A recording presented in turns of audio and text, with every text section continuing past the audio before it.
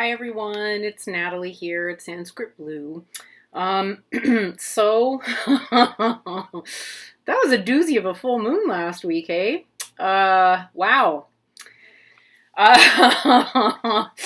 Oh man, that was rough. I was not feeling it at the weekend. It just really hit me right there at the beginning of the week, and that was tough. So this is not about that though. This is like month in review. Um, I feel like this was, that was the culmination of the full moon of the month. That was like, there was so much that went on this month. Yeah, so I thought I would do like updates about just like personal things and, hey, here's some decks I've been working with and here's how the flow of the month went and here's kind of how I'm deciding to manage what I'm doing with, the rest of the year with like working with decks and playing with decks. There's so much talk about decks right now within the community. And as someone who has definitely been, binging on them of late in the last half of last year, it was bad. Yeah, I can relate to most things that most people are saying on some level or other. I kind of almost don't even know where to start. I guess I'm holding this deck. I'll start here. So one deck that I worked with like a little bit more this month, I pulled it out for that full moon reading, is the, what is this deck? This is the Shadowland Tarot by Monica Bodirsky. I'm going to link her channel below. I love her. If you've never watched her channel or looked at any of her stuff, her videos are great. She puts them out like once a week. Usually she's got some kind of a very thoughtful, reasonable length video offering some piece of wisdom or insight or a new spread or a new perspective to look at. And I think she's brilliant. I really do. She's also an artist, so, that helps because I can relate to it. Anyway, here is her deck. It's such a seriously clever deck. She really, she just knows her work and she knows her tarot cards inside and out. It's cute.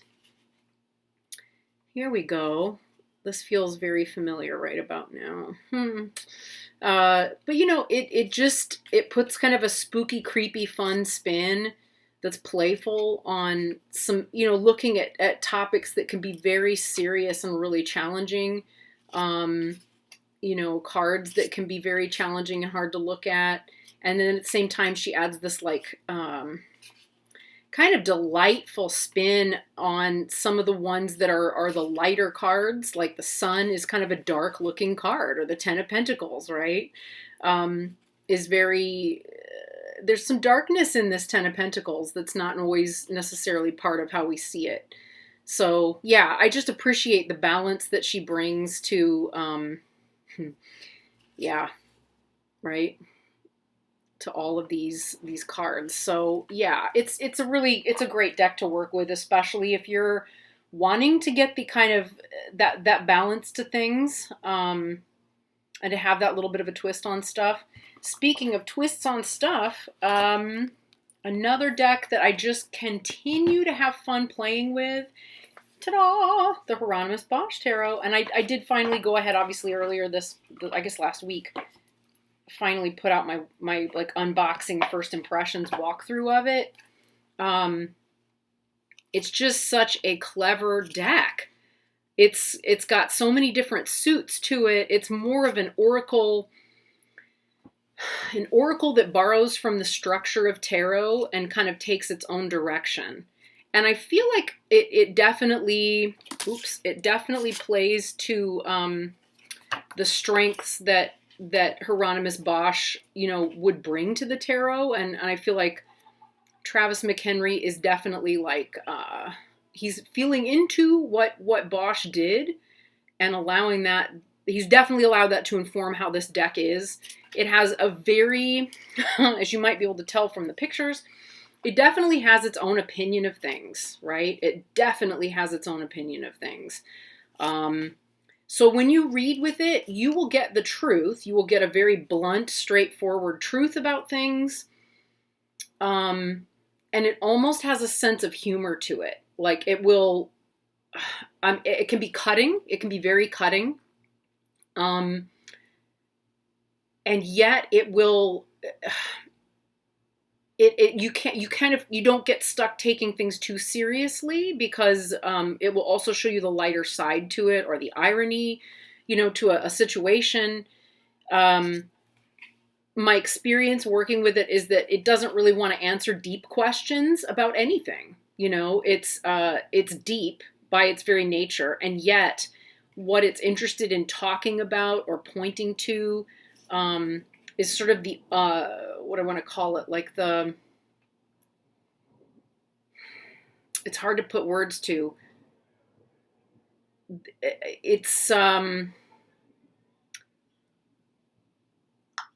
It's very naughty. It's very naughty. I'm going to say like the lower level of things. It looks at the kind of ground level of everything. Like this is our Hierophant, right?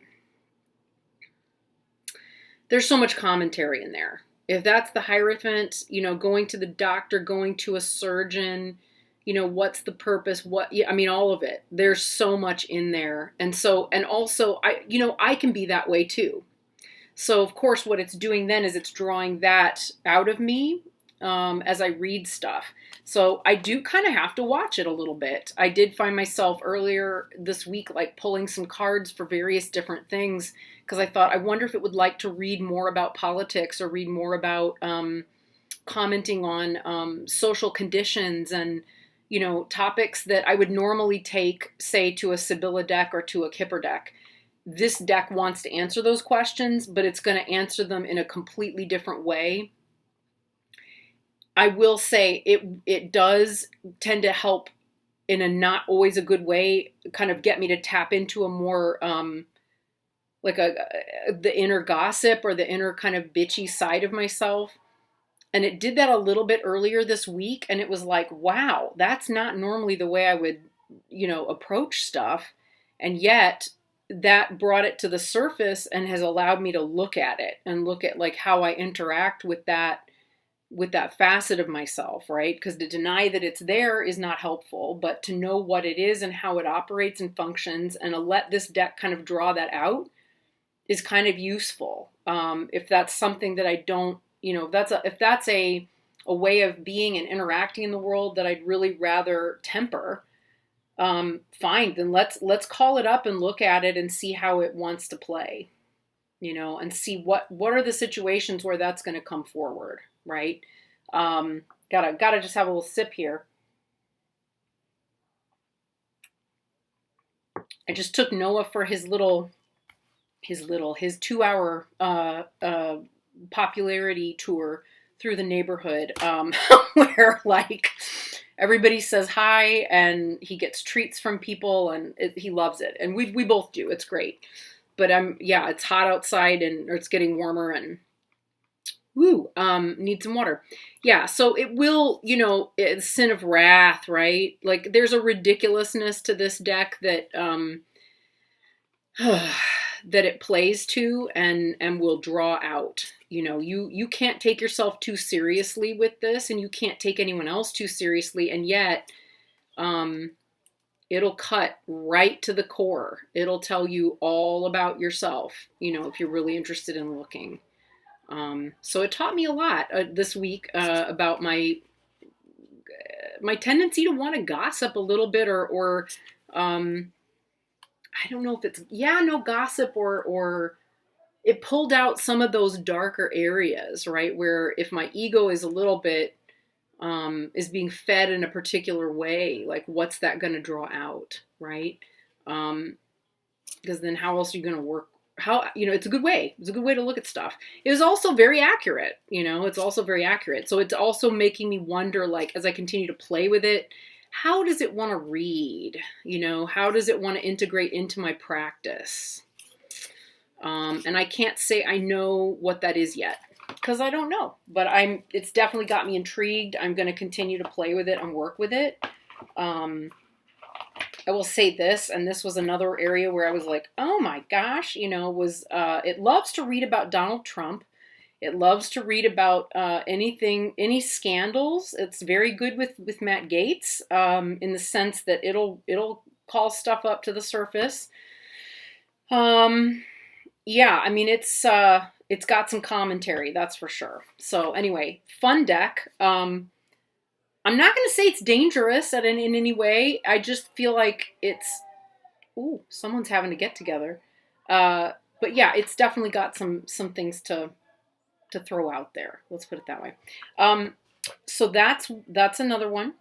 I did pull back out. I haven't had this one out for some time now, but I pulled out the Tree Spirit Oracle. So if you've been around a long time with the channel, and some of you have, you deserve a medal at this point. This is a deck I restarted my journey with, back into cartomancy and tarot. It's an oracle deck, obviously, by Simon H. Lilly.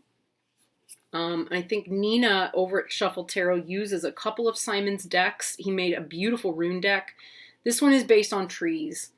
And, in 2018, when I was coming back to working with tarot and oracle again after a long break and rediscovering just how popular it had become, I was really heavily working with plants and in my artwork. I had a very powerful practice with plants and still do, except that I'm not making art nearly like I used to, hardly at all. So it's kind of making me want to again. There's more to say about that, I think, in a minute or two. But he's got glyphs for each of the trees. They're numbered. So when you go to the book, you can find out more about the specific tree. I think this is a plum tree. I could be mistaken. It's number 15. Let's find out. There's a little white book, and it came in a like a little, like a box, like a, a box with like a card, like, you know what I mean? Like the old kind. And I think I got rid of that, and it's been living in this one ever since. So it lives in this little chest, which is sometimes on my desk and sometimes not. So it'll give you the key word. Let's see. That was 15. The plum tree, and its clue is empowerment, or its keyword is empowerment or belief in oneself. So there we go. Very nice little message for us there. So that's that. I have been pulling them here and there, wanting to be closer again to nature and plants and trees. Helped a little bit by my new job, interestingly.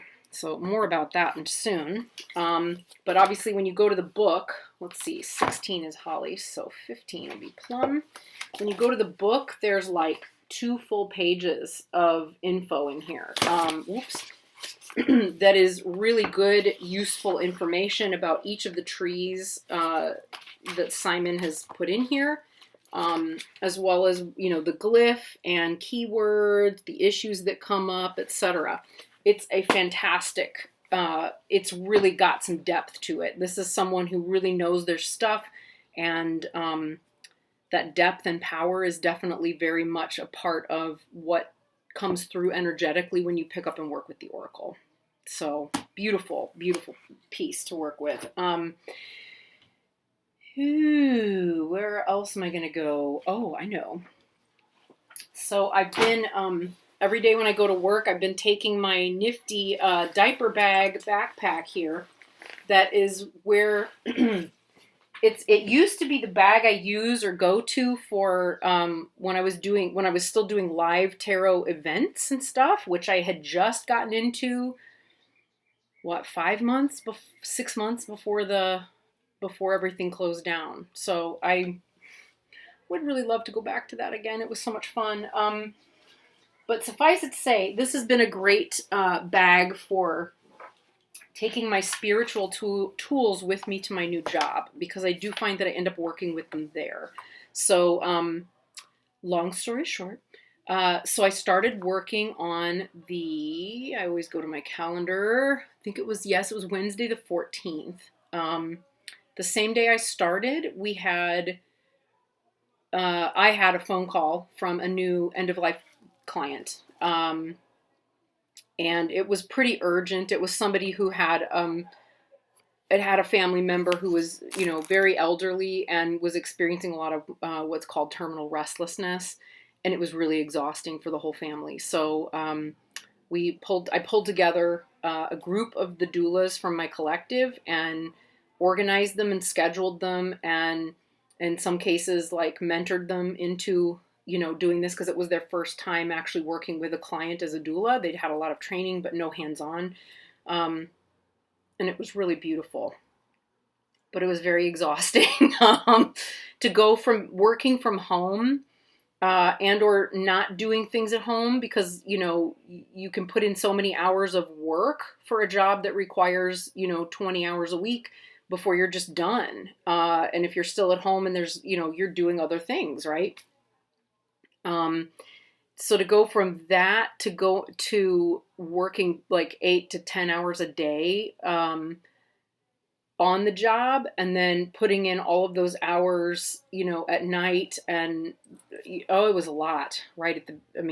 It really was a lot, but it did kickstart me back into like enjoying what I do and remembering why I love what I do so much, and kind of wiped the slate clean in some respect from the difficult situations that finished the end of the year last year with my last client. But that said, I end up with my new job, so I'm assisting my chiropractor. So I assist her both in her appointments with clients, and most of what she does now I would not really describe. I mean, it is chiropractic, but she doesn't do pop and crack chiropractic. She's using an activator, which just kind of like taps the bones back into place and suggests to them that they move back into place. Her practice is much more energetic. So she's also doing a lot of kinesiology and acupuncture. And I now understand why she wanted me to work with her. I might have to do some videos kind of processing some of the things that have come up in sessions with clients, because they're intense, and they're nothing to do necessarily with the client, but so much more to do with like the learning process of some of the things that are that I'm learning about the nature of various things and energy, essentially things that I guess I was clearly ready to do and ready to work with, but didn't realize it. So something I started doing there, because as the office manager and her assistant, part of what I'm doing is managing the energy of the office. So guess what? This has come in very handy for. It's been extremely good. I have had so much fun playing with this deck at work. So this is the Nest of Light Oracle by Ouassima, and it's a really powerful deck. It is a really, really powerful deck. I use it to get a sense of what's needed in the space every day. When I come into the office, I pull it out, I give it a shuffle, and then go with it. And, at some point during the day, it's so beautiful. At some point during the day, it becomes clear why that particular card came through, or what that instruction was, right? And why it was necessary. It's also sometimes very apparent when that particular card or that particular energetic practice is done and something else needs to come in. Oh my gosh, it's been really so helpful as a tool on my job. I would never have anticipated that, but there you go. So a great deck, love it so much. Another one, I always bring, of course, I've always bringing, I've got my Crone's bones, and I told Dominia I would be praising them again. I tell you what, I don't go anywhere without these guys.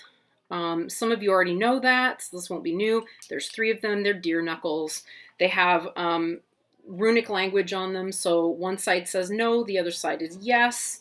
And I'm always scenting them with oils and things. They smell so good. And I keep a little, you can see the light come through it. Ooh, there we go. It's a little hagstone that's actually calcite, I think. Those are calcium crystals or calcite crystals in there. It's either that or they're quartz. I love this stone so much. Anyway, just found it in a rock pile randomly around somebody's landscaping, you know. Look in those piles, folks. Find some treasures. So I carry this one with me. This is my little bag. I've got all my special oils and things. And then, of course, I have a spread cloth, and I've got my I always keep my kippers and my destroyed Dondorf, whose box is very gradually being destroyed. I don't know how I feel about that. And then my Gypsy Oracle Sibylla cards, which I've been playing with more and more. And I'm like, what have I been doing this month? Of course, if I just look around on my desk at home, I will see exactly what it is, because the things I'm still messing with are the things that are still sitting out. So I've been playing with the Kipper guides, or the Kipper cards, the Card Geek's Guide, Tony Pula. So we knew about this. That's not new. That's been continuing. She's got some wonderful advice about working with Sibylla. This is that deck. And yeah, I mean, it's 52 cards instead of 36. It's not as directional as Kipper, and yet I sometimes will still work with it directionally when there's like a gut sense of like, nope, this is directional. So it's an interesting interplay there. But if you've worked with Kipper at all, or Lenormand, Sibylla is like, it's like falling off a log by comparison. Very, very, very accurate. And a lot of detailed information will come from Sibylla. So that's like my little divination kit. It's so cute. And then I have my bigger divination kit. I have no idea what voice this is that I'm using. It's just, I'm just feeling silly. Yeah, so this good old trick here, this bag, has been perfect for toting around. This is my 2nd edition Marielle, because you just never know when you're going to need to pull it out and do a quick reading, and you just need an answer about something, or an insight about something. And similarly, actually, though, I have been turning more... Oh, this doesn't tell you anything. I've been turning more towards my Mo divination. So I always keep my little Mo die in here. And then, you know, the book you really need until you're, you know, really off book. And I think that's going to be a long, long, long time of regularly working with it, to be honest. It's a really... There's a lot to learn. There's a lot to know. And then, of course, the cards, which are in here. And I'm just going to leave that out because I'm going to have to do my weekly draw with that pretty soon anyway. Oh, I have news where that's concerned. So I did another 10,000. So I'm up to 20,000 of these guys. So up to 20,000 recitations. It's actually more than that. Maybe 13,000 or something.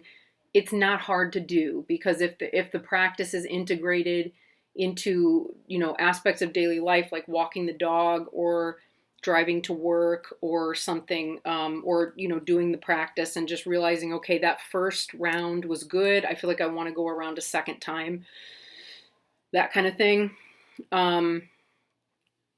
You know, it just gets easy to do. So, I'm enjoying them. I don't feel as like pushed towards I need to have a certain number of recitations of the mantra.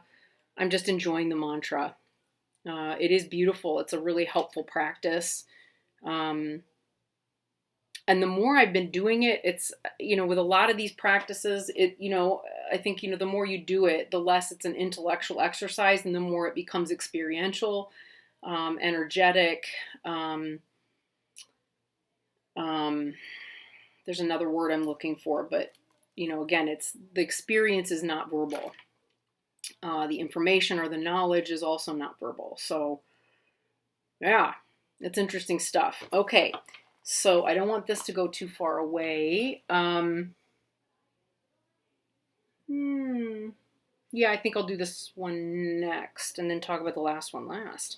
So the next one, I just had seen, this has been there's always so much. Okay, so I haven't been working with the new Oracle of Initiation, but I did go ahead and put up the video because I just really felt ready to do that. And I feel like I'm ready to dive into this deck a little bit more and get to know it better. It's really not different from the original one.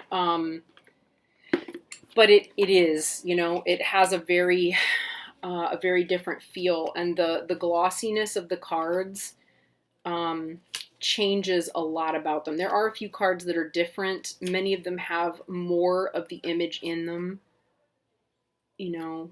Some photography needs gloss. It just does. But that video is one that walkthrough is one I put up earlier. If you're not familiar with Melissa Lucia's work, I can't recommend it to you enough.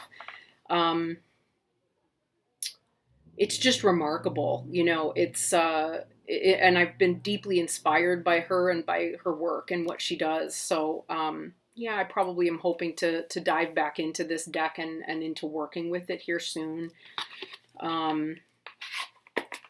But that's why it's still sitting here. I was like, oh, I should mention something about it. I've also, this is going to go on for so long. Okay, I'll find places to make little cuts. So this one is I took it out before I was done. Okay, it's the Visionary I Ching cards. I don't think that's a deck I've said anything about, and I know I did not do a walkthrough video of it. That's sitting in the background somewhere waiting to be pulled back out and shown. The backs, you will have seen this surely on someone else's channel. It's pretty big, hand-wise sized deck. And it is really beautiful. I really don't know the I Ching at all. I know almost nothing about it. And it's something that I've been intending to learn about for a very long time.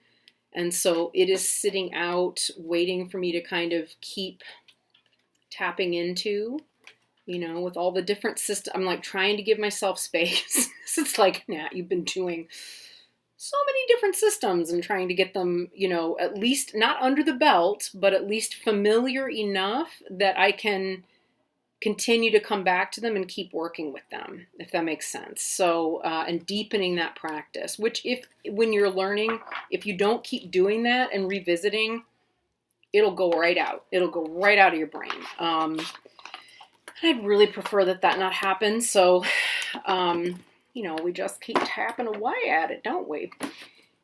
Ta-da. So there's that. It's a beautiful, beautiful deck. There's a few others that I'd like to work with, but right now I'm fine to have just one that I'm starting with and kind of looking at.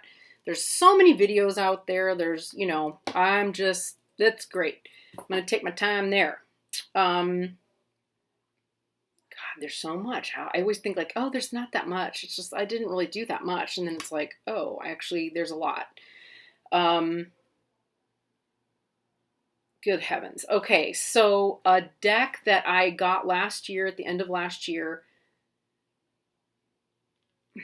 I don't want to say it was out of FOMO.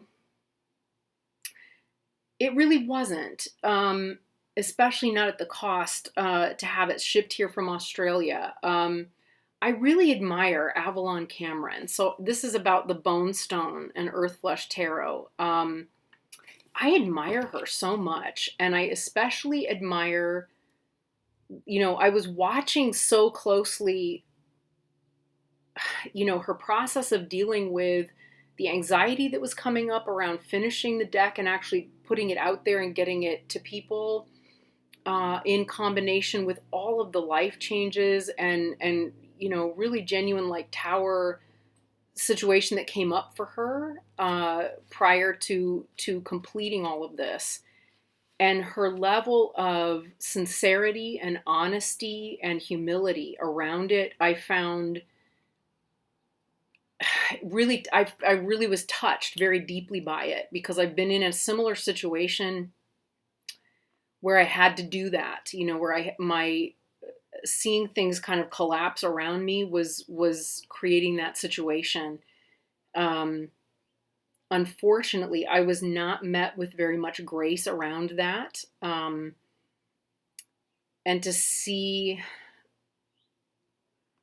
from the other side, I guess, what impact that had on her was, and the way that she was, I mean, it just felt so familiar. I think it was in part a way of like nurturing and loving an aspect of myself at the same time, and allowing that to heal along with witnessing her process, which of course was very different, and you know, well, completely different, but made me glad that I handled my own situation in a similar fashion, rather than, even though it didn't, you know, the outcome of it was that was not, it was hard. It was not met with as much, and of course, maybe Cameron, you know, Avalon Cameron's wasn't either.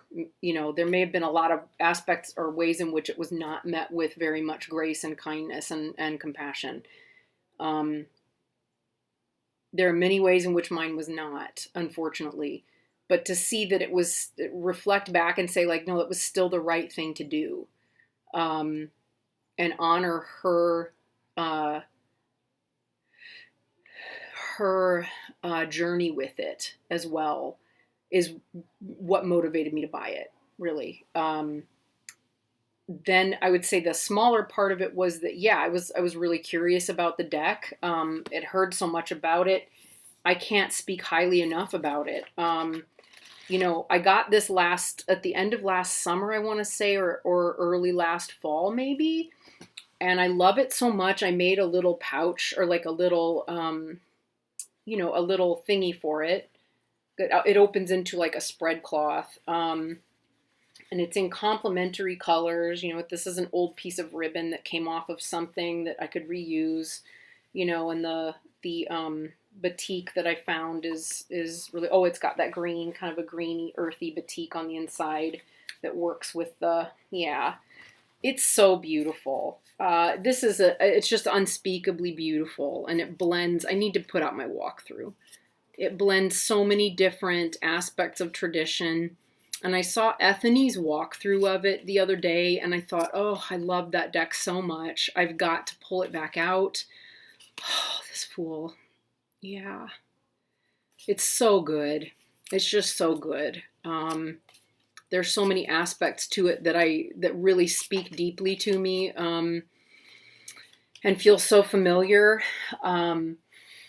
Yeah, she's really inspired me with it, and yeah, it's a really wonderful deck. It's a very immediate deck for me as well, to work with. And yet I still really love reading her, like everything about her descriptions and stuff that are, you know, that are in the book. You know, they're really stunning. So yeah. And I'm just gonna wrap this up real quick. It's just so sweet. Okay. So moving on, and I just gotta get a sip. I think I mentioned this in another video. I pulled out the Threadbound Oracle. I think this might be I might read with this one this week. It's just so good. This is an oracle. I have been working with it a little bit off and on this month. This is an oracle made by, this looks just like my friend Patrice, who I need to call right now. It's made by Cedar McCloud, who we know from the Numinous Tarot, which is another one of my favorite, really one of my favorite decks. I love everything about it. And I find that I also love everything about this one. So especially as somebody who still teaches literature from time to time, and I was a theater creator for most of my life. So this is, it's a wonderful deck. It's the, what is this one called? This one's called the Threadbound Oracle. So the little box, it looks like a book. It's so cute. It's so sweet. And it really does fit beautifully with the Numinous Tarot. If you're a fan of the Numinous Tarot, or you're in any way a book nerd, this is your deck. It is, it's just brilliant. You know, it's also inclusive. It is, what else? I mean, it's inclusive of everything. Body type, sexuality, race, gender. It's everything. It's everything. And it's just so beautiful. I love it so much. Okay, so that's the thread bound. Oh, I didn't show the backs. They're so pretty. So that's the thread bound oracle. And yeah, it reads beautifully. It just creates the most wonderful story. So you can use almost any spread with it, and I have a time or two. I have also actually, I've been using, maybe I'll do that for this one. I played with it. It does work directionally very nicely. So if you're using directional, like Lenormand based or Kipper based spreads, they work. It's a 9-card box is going to do it. It'll work. It'll work beautifully. So yeah, we're going to do that. I think that's what we'll do this week. Okay. Finally, we get to the deck I have been kind of attempting anyway to deep dive the last few weeks of this month, and it will be continuing moving forward, and that is the Spirit Keepers Tarot Vitruvian Edition. So I got this back in 2019, and I was so overwhelmed because I knew it would be like a short run, and I was so completely overwhelmed by, you know, well, I was so deeply into the Marielle Tarot at that point, and I was still very much deep diving it, and having all kinds of insights and revelations around it, that actually taking this one on at that point, which I knew I'd want to deep dive it a little more, because I love Benebell's work. I really do. I think she is just brilliant. She's brilliant.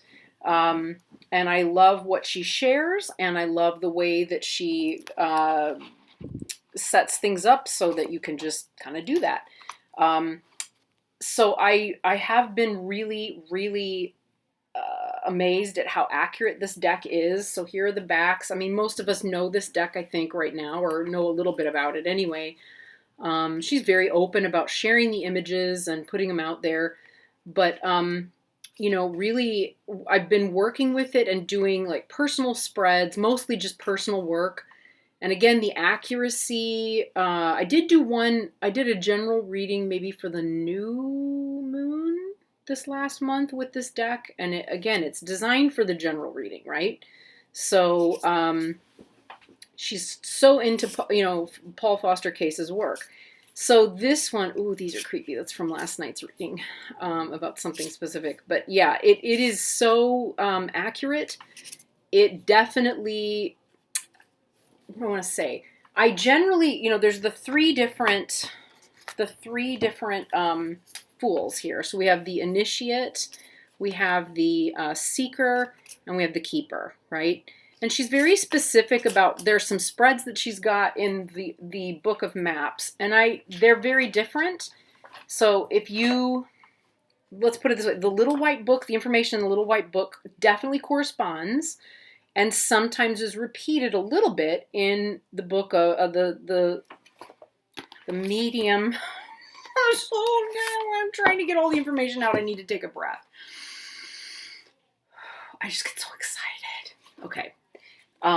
So she does sometimes repeat the work or the language that's in the medium white book, but not a lot. And the information included in the book of maps then goes deeper and further than what you find in there. So having both of those books on hand to refer to and read, as well as just having the little guy there for the little hints or the like, I wonder what she says about that in the little white book, is really great.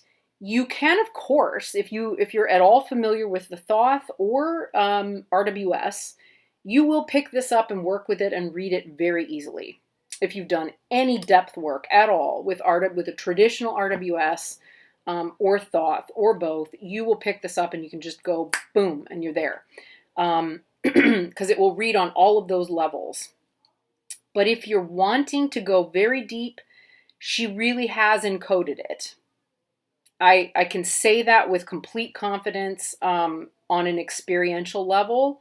It is definitely encoded when she talks about, like, I chose the sepia tones as like a talking about like the cuttlefish and the way that it it spouts the ink as a means of protecting and shielding. It's all there. It's all in there. So how do I know this? So maybe this is a separate video.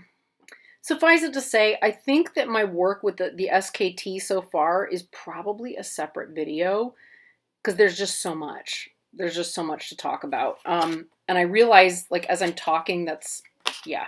So I'm going to save the rest of what I was going to say and put that in a separate video. And just say that, like, yeah, I'm going to continue working with some of these same decks as we go into May. And yeah, I think that's kind of fun. I'm excited. I think there will probably be some other decks that get pulled back out as time goes on because I just kind of am that way. But yeah, I'm really enjoying the ones that I have out right now.